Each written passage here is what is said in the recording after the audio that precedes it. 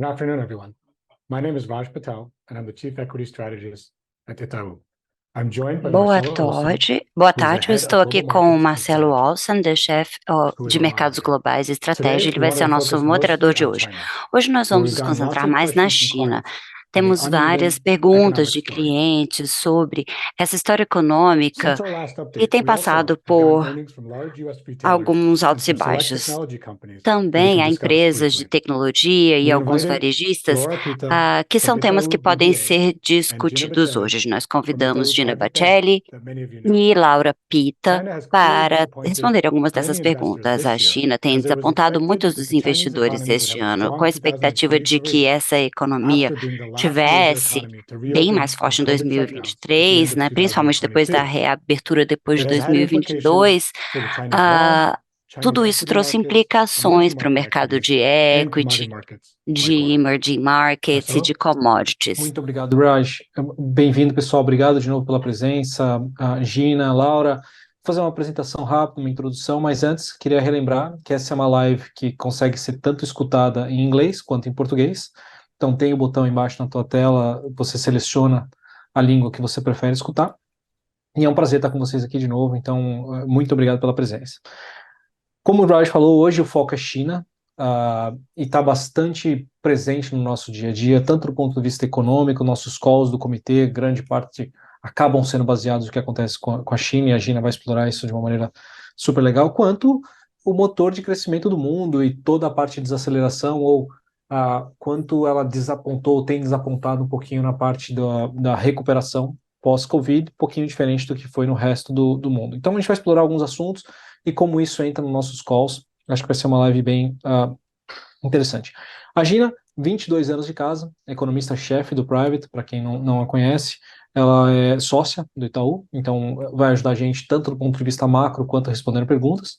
E a Laura, economista sênior do BBA, foco principalmente em China, PhD em economia, então é um prazer tê-las aqui com a gente. Obrigado, Gina e Laura.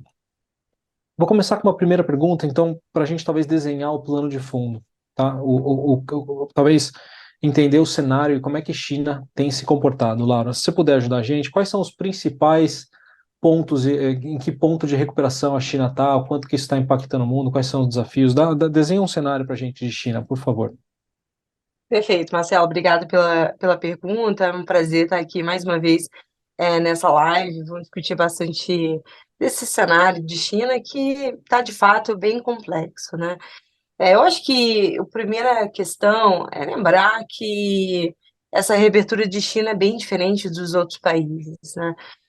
A China, de fato, passou por períodos ali entre 2020 e 2023, períodos de reabertura, que a vida estava normal, relativamente normal, apesar do Covid zero, e ali no final de 2022 ela, de fato, declarou o fim do Covid zero e está nesse processo de reabertura, tá?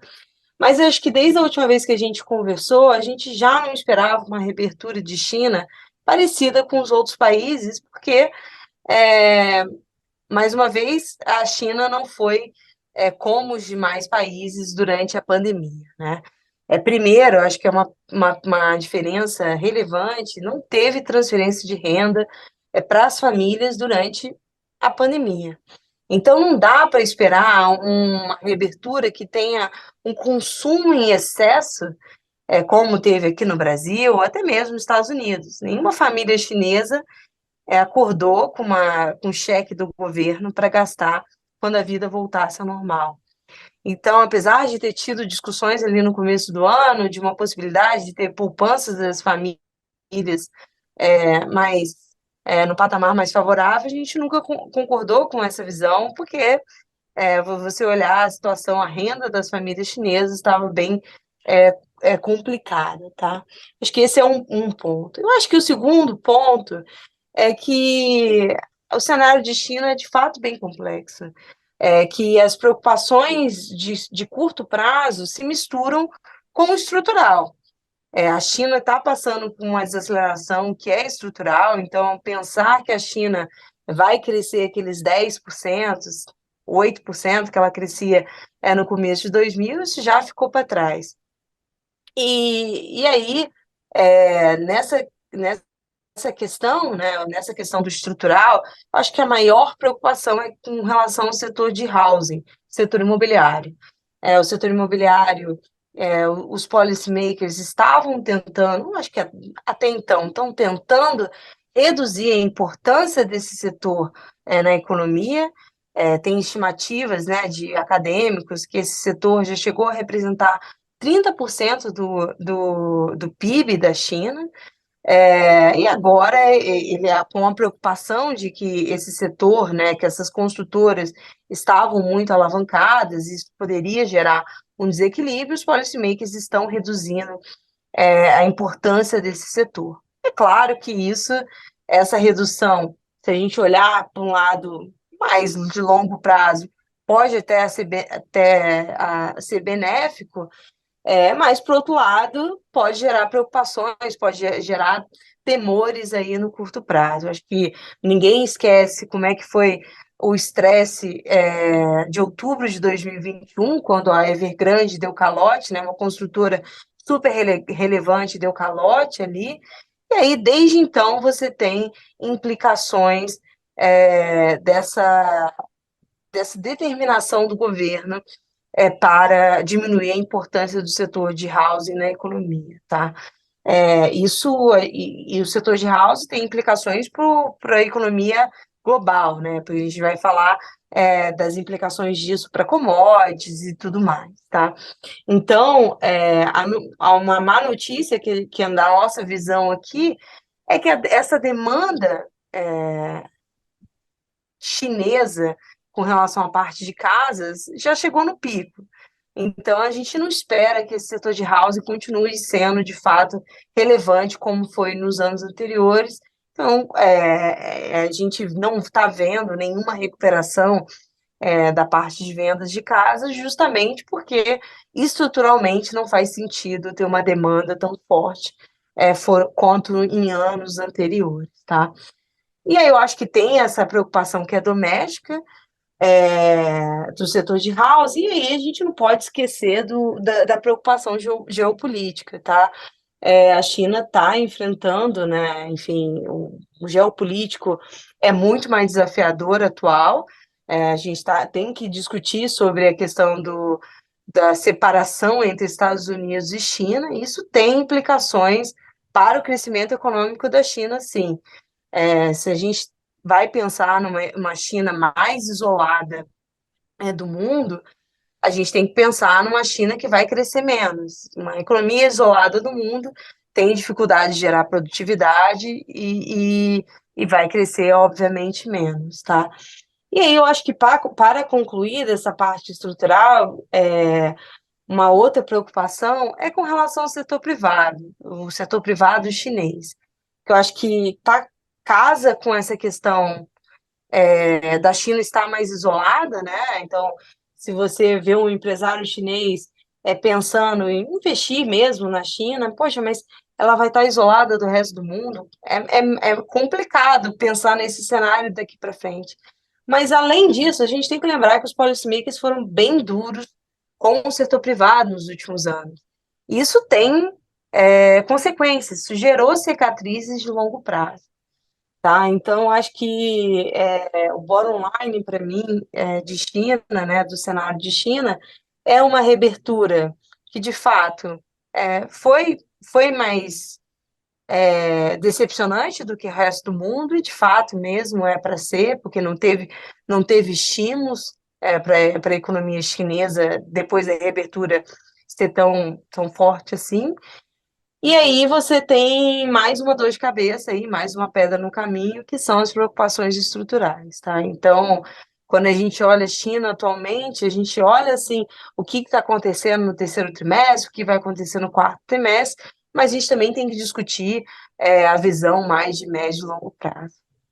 Perfeito, perfeito. Então, além de uma reabertura decepcionante, né, frente ao resto do mundo, realmente não teve tanto estímulo, ou a poupança das famílias não é comparável com o que aconteceu, né, talvez no Ocidente, ainda tem a questão estrutural, um decoupling dos Estados Unidos e uma crise de confiança no setor privado. Então tem uma Exatamente. influência aqui de coisas, mas eles ainda têm vou chamar de bazuca, né? O pessoal gosta de usar esse termo que são os estímulos que o governo poderia trazer, que já trouxeram em vários cenários diferentes, 2015, 2000, mesmo Uhum. 2020.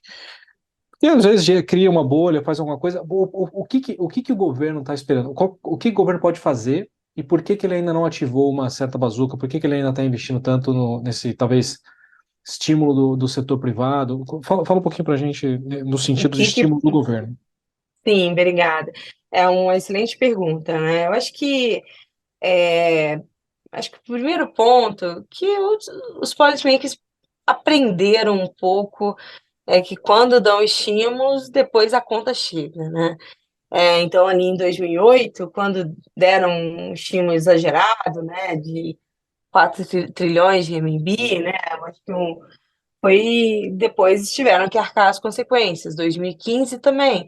2020 tiveram estímulos, mas foram estímulos, até se comparar com outros países, foi bem menor, né? Né? Então a gente tem que entender, eu acho que tem que entender que a China está preocupada com essa desaceleração estrutural.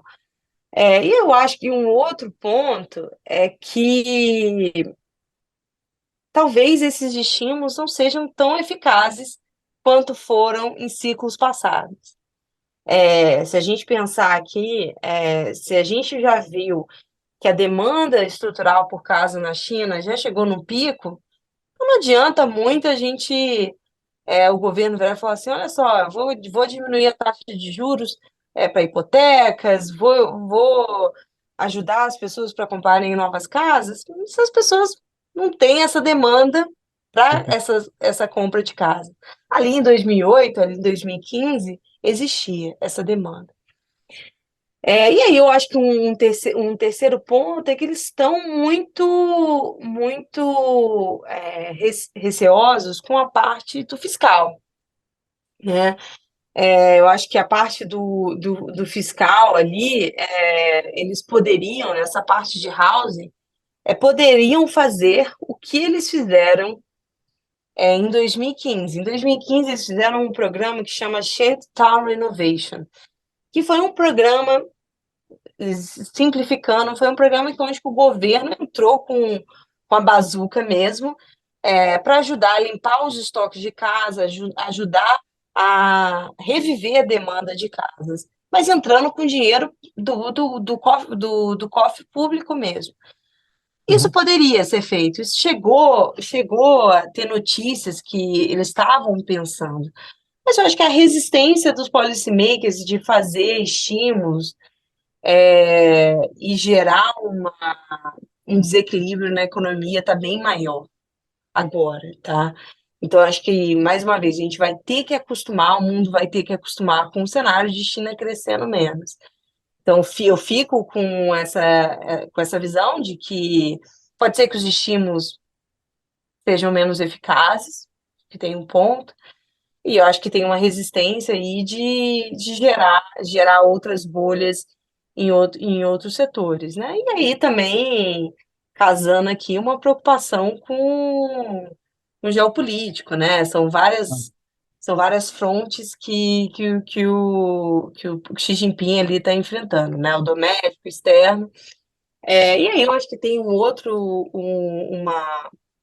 uma outra questão que para mim é mais preocupante, né? E eu acho que é um ponto que outros economistas é, que cobrem China também compartilham dessa visão, é que quando a gente fala de estímulo de bazuca de China agora, a gente não está querendo mais, olhando da perspectiva do que seria bom para a economia chinesa, não seria estímulo para compra de casa ou tudo mais, seria da parte do consumo.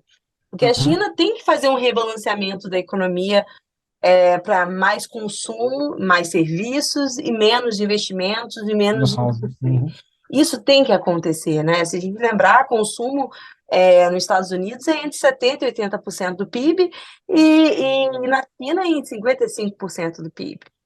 Só que eles têm bastante resiliência, acho que a preocupação, enfim, a preocupação de que a poupança das famílias ainda tem que ser elevada, por questões estruturais, enfim, eu acho que entra um outro tópico, mas seria se a gente acordasse aqui com headlines de estímulos para consumo, eu olharia isso com Bom, talvez o mercado não ia raliar tanto em termos de commodities, mas eu viria com bons olhos em termos do rebalanceamento de China.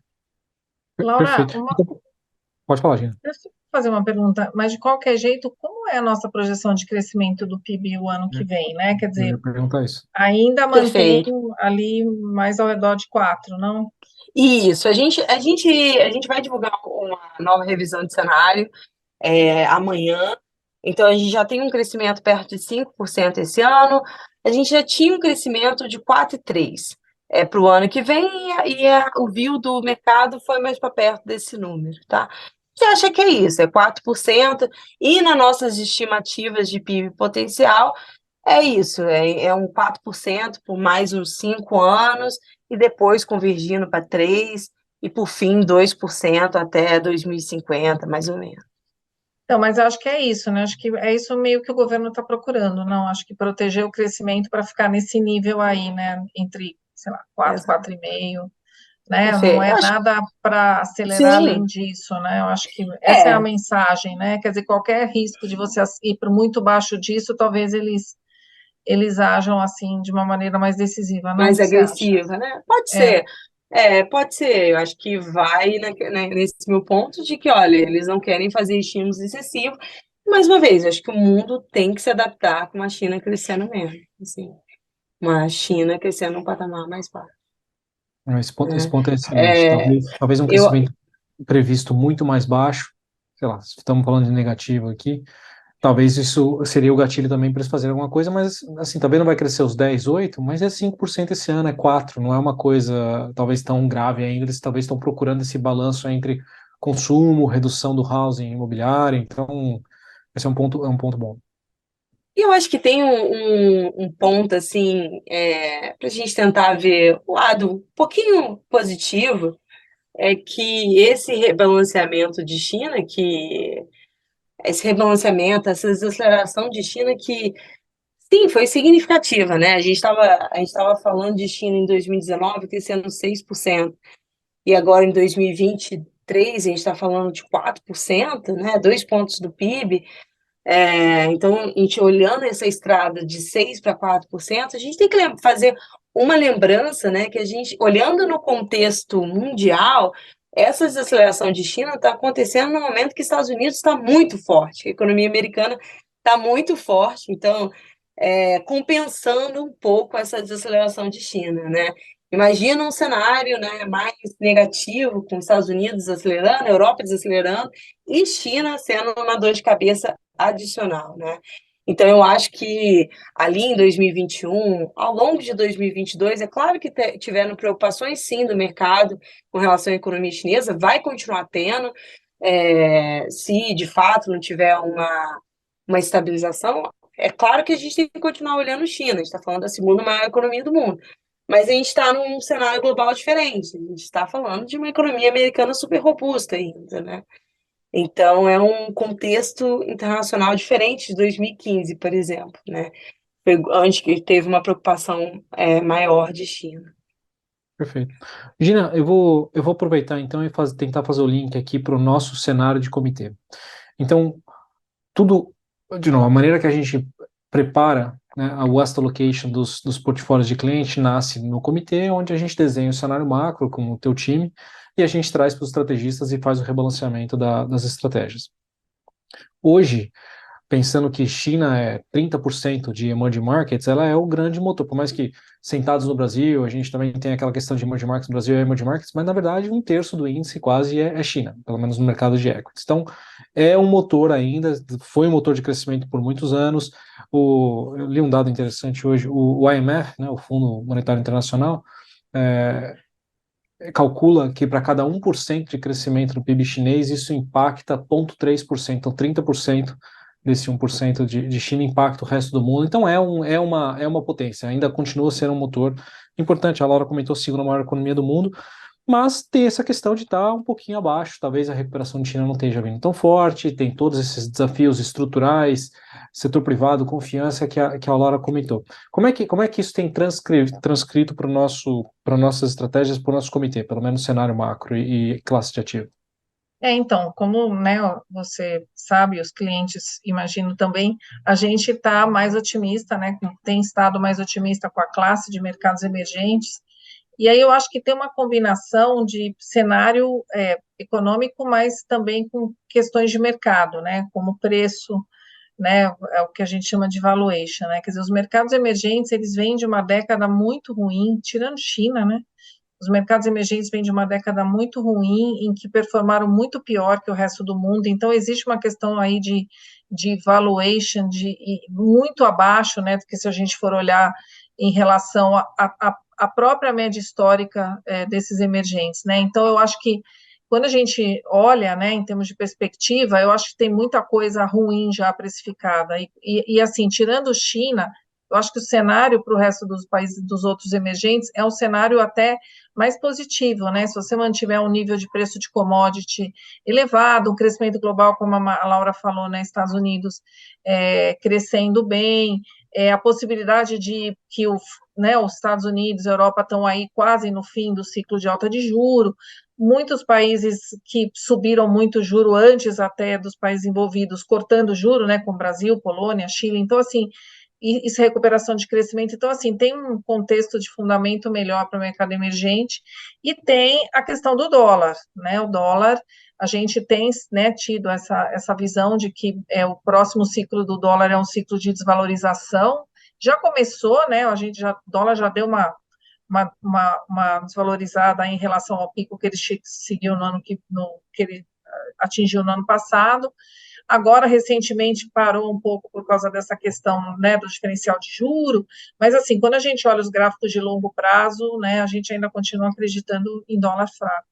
Então, assim, acho que põe tudo isso junto, acho que é um call que favorece o mercado emergente. Obviamente, a China, como com 30% ali, tem sido uma questão, mas eu acho que também lá tem muita coisa no preço já.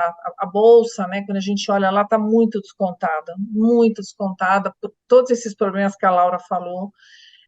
Né, principalmente pela intervenção pesada do governo em vários setores que eram os carros-chefes ali, né, o setor de tecnologia era o carro-chefe da economia chinesa e sofreu muita intervenção do governo, então, assim, os preços estão bem descontados, né, e, assim, eu acho que, de uma certa maneira, talvez a gente tenha chegado no fundo do pessimismo com a China, né, não sei se a Laura concorda, mas eu acho que a gente teve um semestre em que todas essas expectativas de PIB melhor foram revistas para pior, né? E agora a gente só fala de a China está ruim, mas, assim, tem muita coisa ruim já precificada, né? Eu acho que qualquer melhorazinha que acontecer ali em resposta a essas medidas que eles já tomaram, ou até alguma outra medida, eu acho que o mercado pode receber melhor. No meu ponto de vista, assim, eu acho que o grande desafio que eles têm, quando a gente olha para o mercado, é recuperar a confiança do investidor, porque o investidor realmente saiu muito machucado, tanto o local quanto o estrangeiro, por todas essas intervenções que o governo fez. Então, difícil, né, no curto prazo, assim, você ter uma reação muito forte, porque, assim, o pessoal machucou bem, né, o governo fez muita intervenção. Mas eu acho que, assim, tem muita coisa já desse pessimismo no preço, né, então, assim, a gente tem uma expectativa de que, né, junta dólar forte com a recuperação dos outros emergentes e uma China estabilizada, que esse call de emerging markets aí, junta dólar fraco, né, desculpe, dólar fraco com alguma melhora das outras economias emergentes e uma China estabilizada, que esse call de emerging markets vai performar bem, né, nos próximos 12, 18 meses. Aí eu acho que no curto prazo, o risco é Estados Unidos, não é China, né, eu acho que o risco é a gente ter alguma coisa, né, e aí o Raj, a gente discute bastante isso, né, alguma correção mais forte de S&P, alguma preocupação maior, eu acho que isso é mais risco para esse call até do que China. Perfeito. Então, você acabou descrevendo os dois principais calls que a gente tem nos portfólios internacionais, que é a Bolsa de Países Emergentes, que acaba sendo bem relacionado com China, como a gente falou, e aí o teu ponto, acho que resume tudo. Não necessariamente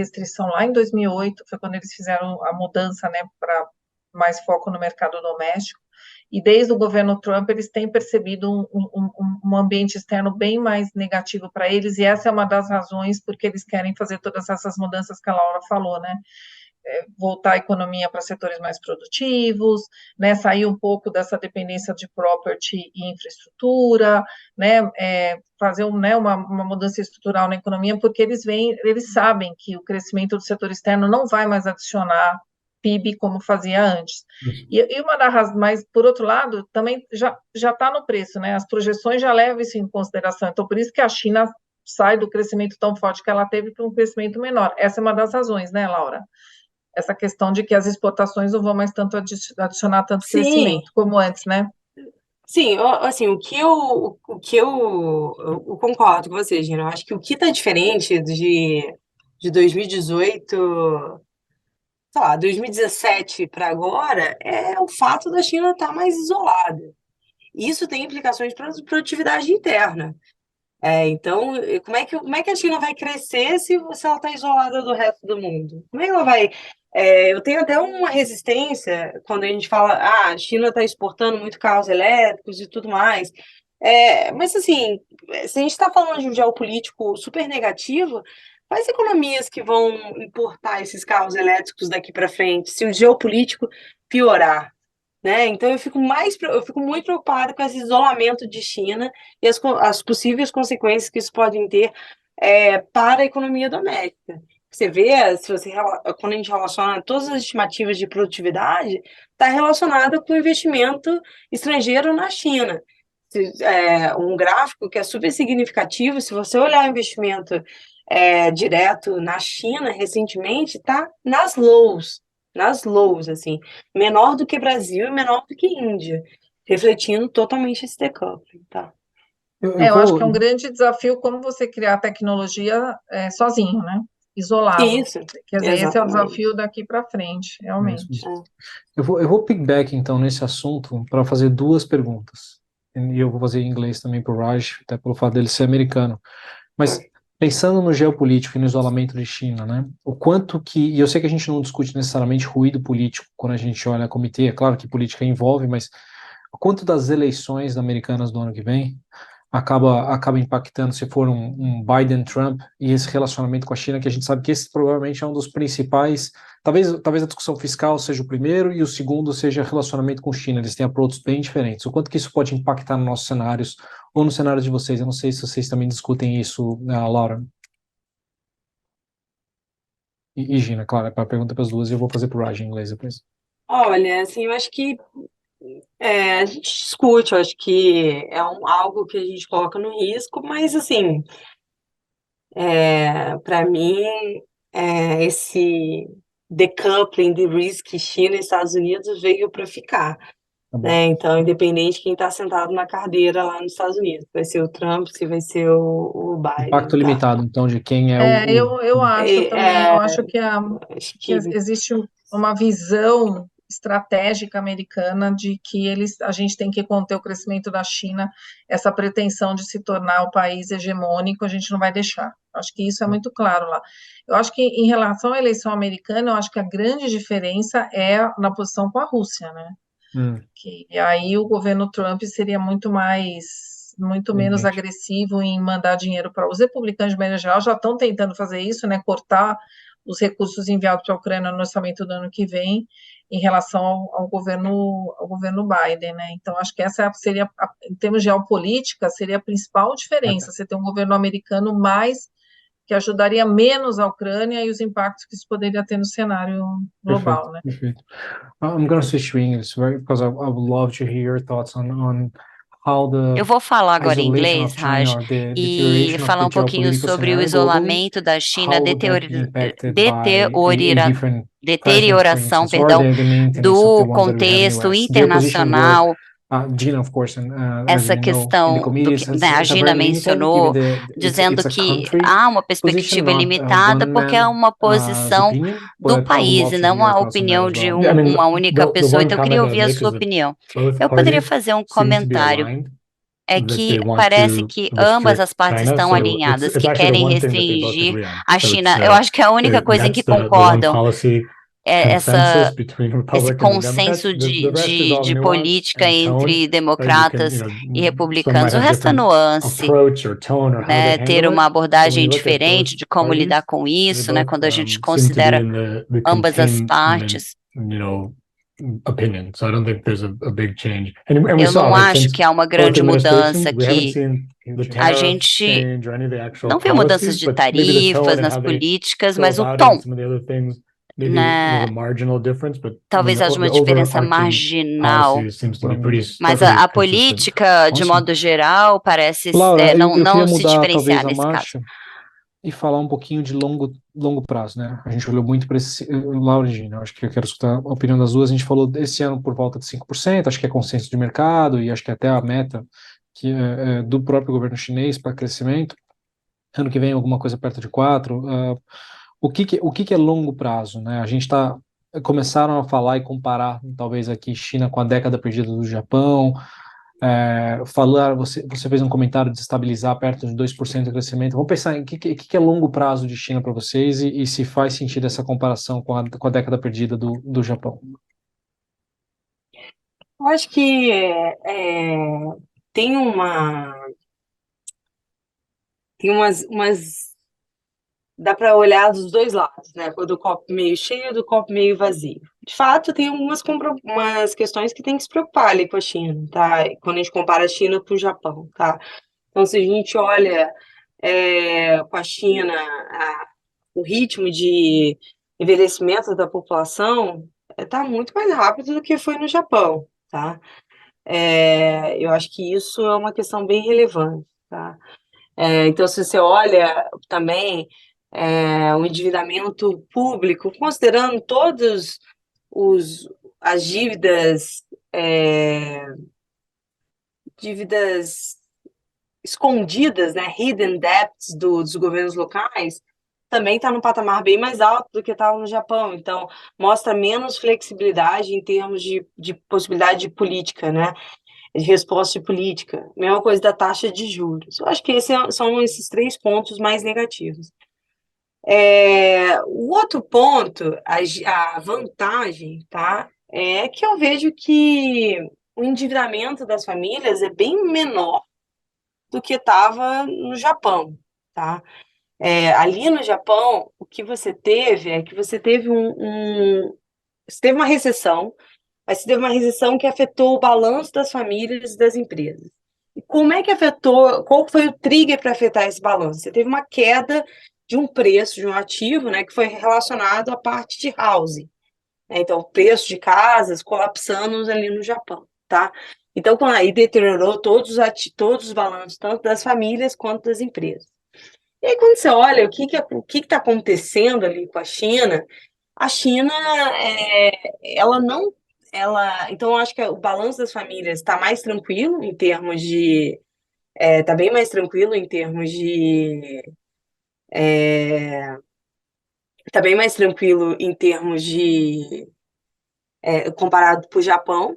Eu acho que um segundo ponto é que os policymakers estão conseguindo, né, mitigar uma queda de preços das casas, tá? E aí, enquanto você consegue ter uma queda, não precisa ter uma queda de preço tão significativa, você faz um ajuste pela quantidade. Então, se você fazer o mesmo gráfico comparando Japão com China, você está tendo queda muito maior em termos de vendas, em termos de construção do setor imobiliário na China do que ocorreu no Japão. Por quê? Porque você não está tendo ajuste pelo lado do preço. Enquanto os policymakers conseguirem manter esse patamar de preço das casas, por controle de preço, não estou falando que é uma política correta, mas eles estão conseguindo fazer isso mitiga o risco de você ter uma debt deflation, um debt recession, como que você teve no Japão, tá?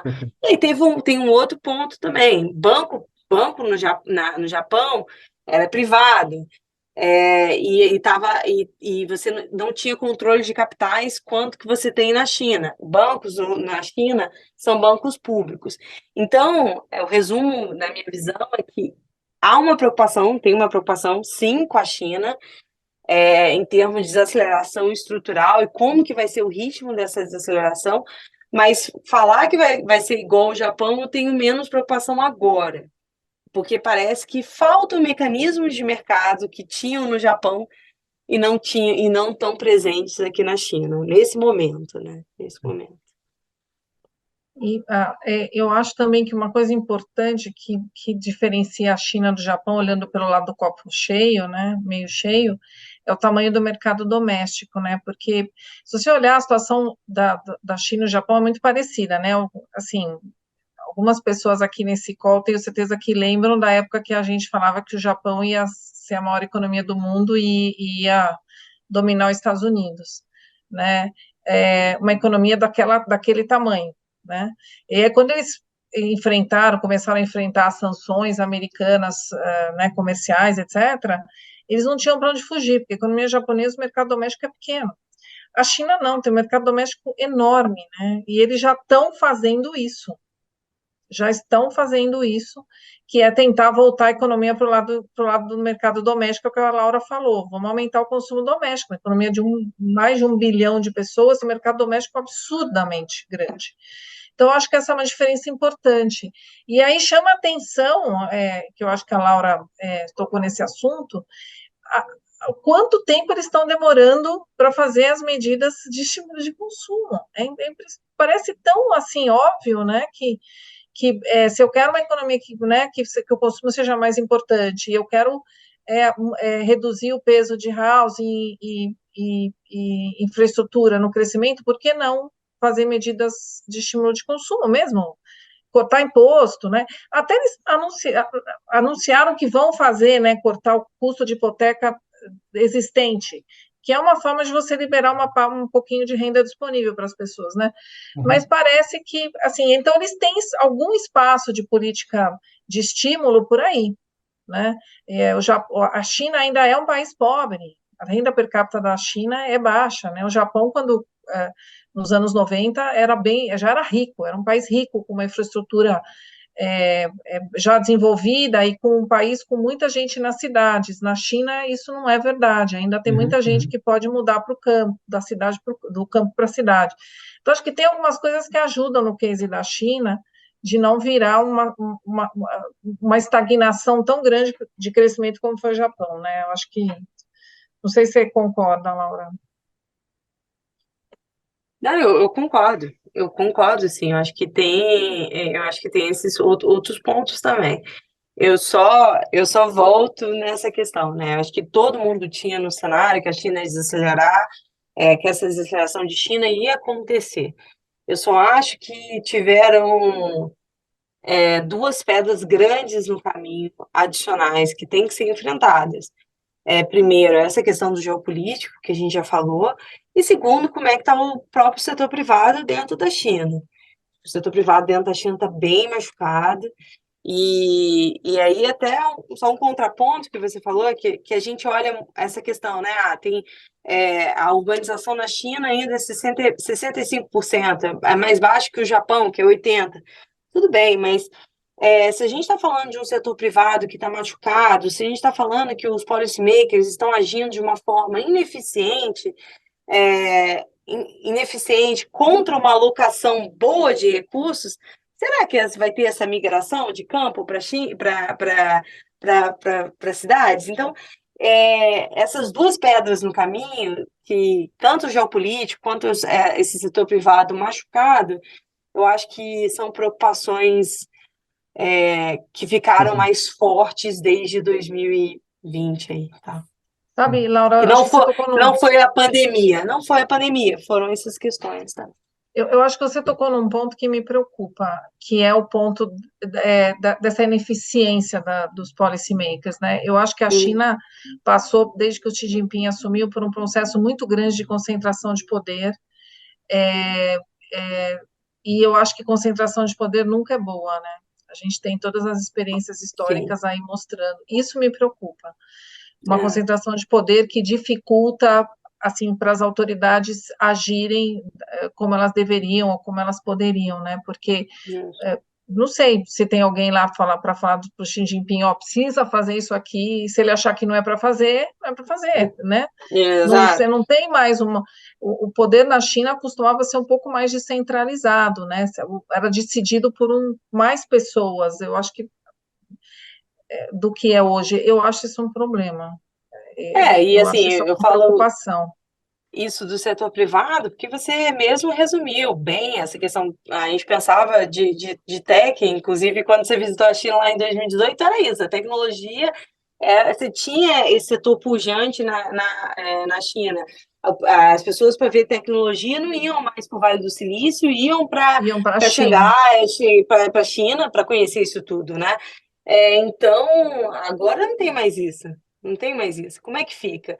Como é que eu vou fazer uma empresa aqui, que pequena que seja, mas com um potencial de crescimento, se eu não sei se daqui a 3 anos o Xi Jinping vai virar para mim e falar assim, ó, você está muito rica, me dá a sua renda aqui. Não, Então é é complicado inacreditável. isso, é Esse, complicado esse, essa esse, situação. esse grupo do Itaú, dessa viagem que a gente fez, a principal visita que a gente fez foi na Ant Financial, que era o braço financeiro do Alibaba, que na época era um frenesi, porque eles iam abrir, iam Do fazer capital, né? abrir capital. E, assim, um mês depois que a gente foi lá, teve a intervenção, suspenderam e começou, né, o que eles chamam lá do crackdown no setor de tecnologia. Então, realmente isso me preocupa. Eu acho que É. é uma centralização do poder que, inclusive para os analistas, dificulta a nossa vida, né? Fica difícil, mais difícil fazer análise do A que está previsibilidade acontecendo ali. Uhum. não é muito. Eu Deixa eu fazer acho uma que pergunta, então, que apareceu, aproveitando antes da gente, porque apareceram duas, uma pro Raj em relação ao balanço das companhias, mas aproveitando esse ponto de vocês, a gente tocou muito no, parece ser óbvio, algum tipo de estímulo ao consumo. É o que o governo chinês está tentando fazer, está tentando reduzir a parcela, a relevância dessa parte de housing, do imobiliário, para migrar para uma coisa talvez um pouco mais sustentável a longo prazo, que talvez o espaço seja no consumo.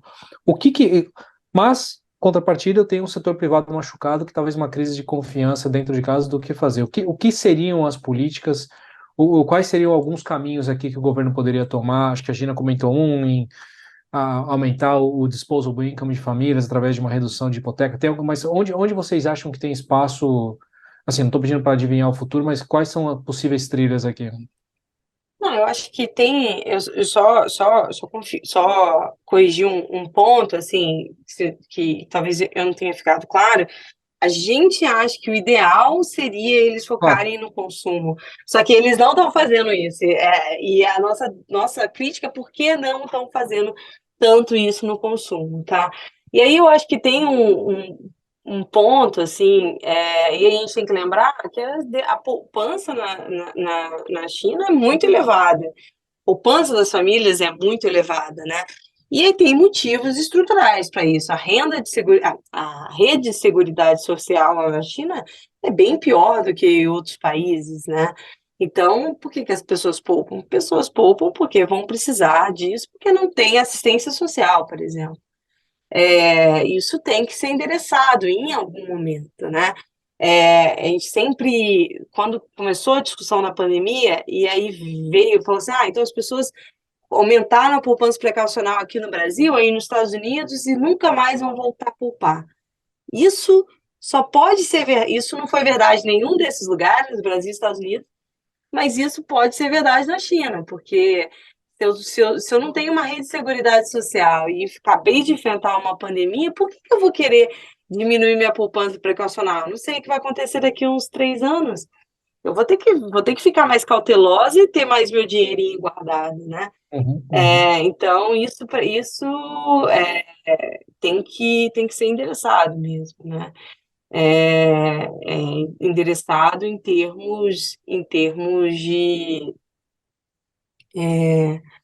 Desconfiança, né?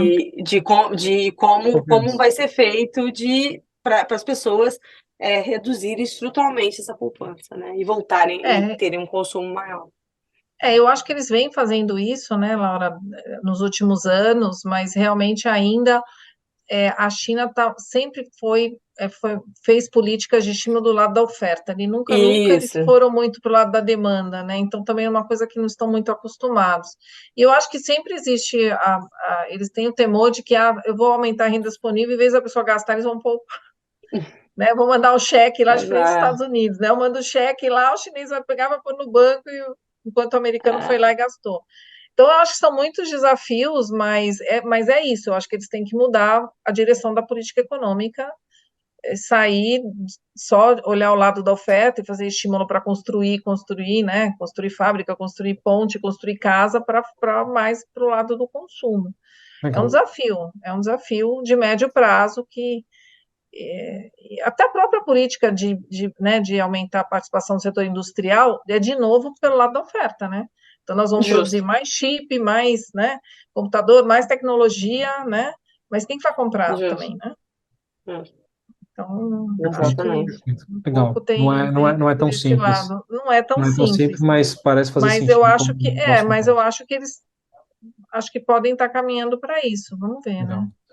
Em novembro a gente vai ver, né, Laura? Eu escutei um passarinho falando que essa viagem em 2018 vai repetir agora, final do ano. Vai então repetir agora em novembro. A gente vai fazer mais uma. E aí a gente conta mais. A gente conta como foi. Tô ansioso para escutar. But I got another question. It's a little bit off topic. Eu tenho uma outra pergunta que muda um pouquinho de assunto, mas acho que é muito importante. A gente acabou de concluir os earnings do segundo trimestre, tem a ver com China, mas também com o que as empresas americanas estão pensando depois de terem publicado os resultados. Você pode falar um pouquinho sobre isso? Sim, em agosto, nós tivemos os varejistas americanos, Lowe's, Walmart, Home Depot, apresentando os resultados.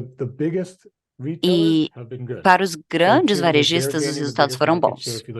Eles estão ganhando mais parcelas de mercado e estão indo muito bem. Mas se a gente der um passo abaixo, foi um pouquinho mais difícil, por dois motivos. Primeiro, um problema nos Estados Unidos com dívida. E, por exemplo, se a gente considera os bens de exportação, e eles tiveram muitos problemas com roubos nas lojas que causaram resultados menores. Em todos os Estados Unidos, eles tiveram essa observação em todas as lojas, em Califórnia e Nova York mais, mas isso tem se tornado problemas cada vez maiores, porque eles têm previsto em todos os trimestres, mas houve um aumento muito significativo de roubos nas lojas, feito por consumidores. A Macy's, por exemplo, falou sobre crédito, que muitas pessoas nos Estados Unidos compram com cartão de crédito, eles têm a própria divisão de crédito, e grande parte das perdas foram mais altos do que o previsto. Não foi em todas as empresas, a gente ouviu a Macy's e alguns bancos apresentando isso. Os bancos nos Estados Unidos também têm negócios de cartões de créditos e vemos que as perdas de crédito estão aumentando, mas ainda dentro do normal. Esses foram alguns dos resultados também em empresas como Nvidia, a Salesforce na área de tecnologia. Foram bons, mas as reações ao preço das ações que não foi tão boa quanto se esperava. E duas coisas aconteceram no último mês e meio, né?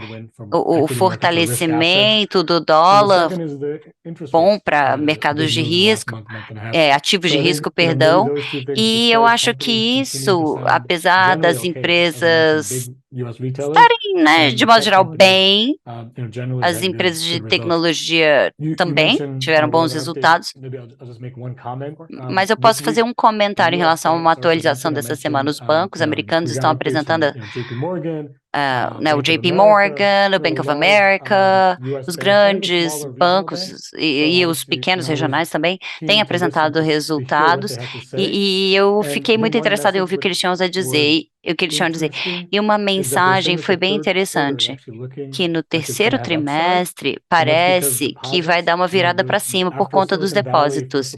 Depois que no Vale do Silício houve uma saída dos bancos, houve uma estabilidade e a expectativa é que o terceiro trimestre seja melhor do que foi. Então, pode ter uma virada para cima, em vez de ter que aumentar as taxas de juros para manter os depósitos, porque essa tendência estabilizou e está até melhorando, na verdade, né? Então, um mês antes desses relatórios, a gente já vê uma boa tendência aí, uma gente, boa possibilidade. Até aparecer algumas outras perguntas aqui, mas eu queria talvez fazer o wrap-up, principalmente por causa do tempo. E eu queria talvez escutar últimas considerações de vocês, principalmente Laura, Gina, no foco de China. Então, temos um país que é a segunda maior economia do mundo, extremamente importante, motor de crescimento, ou foi durante os últimos anos, que tem um impacto grande até no crescimento no resto, que está passando por uma dificuldade de isolamento geopolítico, com um crescimento um pouquinho desapontador pós-pandemia, até por causa do movimento imposto pelo governo de reduzir e ter políticas mais contracionistas para o principal, talvez, mercado de crescimento deles, imobiliário, a parte de housing, por uma migração talvez de consumo, mas que está passando por uma dificuldade geopolítica e até crise de confiança. E aí a gente está esperando para ver os próximos movimentos. Grande parte disso parece já estar no preço, então a gente tem um play de emerging markets aqui em equities no nosso comitê, né? A gente tem até um play de dólar que acaba tocando nisso também. Mas quais seriam as últimas... Alguma coisa que eu perdi aqui, alguma coisa extra para complementar? Acho que você resumiu bem, Marcelo, obrigada. Eu acho que eu só adicionaria que, de fato, a gente tem que pensar na China pensar, ver esses sinais de estabilização na atividade para ver se esse pessimismo dos ativos já está correto ou não. Acho que é isso que a gente está tentando olhar nos números por agora. E aí, no contexto geral, ver se a China é um play tático ou não, né? Se vale a pena entrar em momentos específicos ou não, né? Mas eu ainda fico com uma visão mais complicada nessa parte estrutural. Perfeito. Gina? Eu acho que, assim, se pudesse a gente fazer um call de emerging market sem China, eu acho que seria mais fácil, né? Eu acho que tem alguns gestores que separam, né? China e emerging market. No nosso caso, como a gente segue o MSCI, ainda não estamos fazendo isso. Mas eu acho que seria mais fácil. Eu acho que China, por ser a segunda economia do mundo, tem uma importância, e teve uma importância muito grande para os emergentes. A impressão que dá é que isso está meio que desvanecendo, né? Se a gente olhar as bolsas de mercados emergentes, todos performaram melhor que a bolsa chinesa, quer dizer, a gente conseguiu, né, se é o mesmo Brasil, conseguiu ter um desempenho melhor, mesmo com a China assim tão ruim, ajudar para os Estados Unidos, ajudar pelo resto do mundo, ajudar pelo commodity. Então, acho que China realmente ficou mais opaco, ficou mais difícil de ver, e tem um desafio gigante de crescimento para frente, e não é fácil. Eu chego a duvidar se a China alguma vez vai conseguir fazer o que eles querem, que é virar um país rico, né, em termos de PIB per capita, porque hoje eles são um país de renda média, né, o PIB per capita deles é igual ao do Brasil. Assim, poucos países conseguiram fazer essa transição de renda média para ser rico, né, para ser um país de renda alta. Então, eu acho que eles têm muitos, muitos, muitos desafios mesmo nos próximos anos. Esse assunto daria para a gente ficar provavelmente mais um bom tempo aqui. Sim, tem algumas perguntas pipocando, eu vou ver se a gente consegue responder algumas, talvez por e-mail ou no próprio app. Mas eu quero agradecer muito, Laura, de novo, tá? Segunda vez aqui com a gente, é sempre um prazer. Gina, a convidada padrão que para a gente é excelente. Obrigada, Marcelo. Raj, Obrigada, thank you Raj. so much. Thank you everyone for joining. Muito obrigado aos nossos clientes e para todos os Obrigada, ouvintes. Laura. Tchau, gente. Obrigada. Tchau, gente. Ciao. Tchau.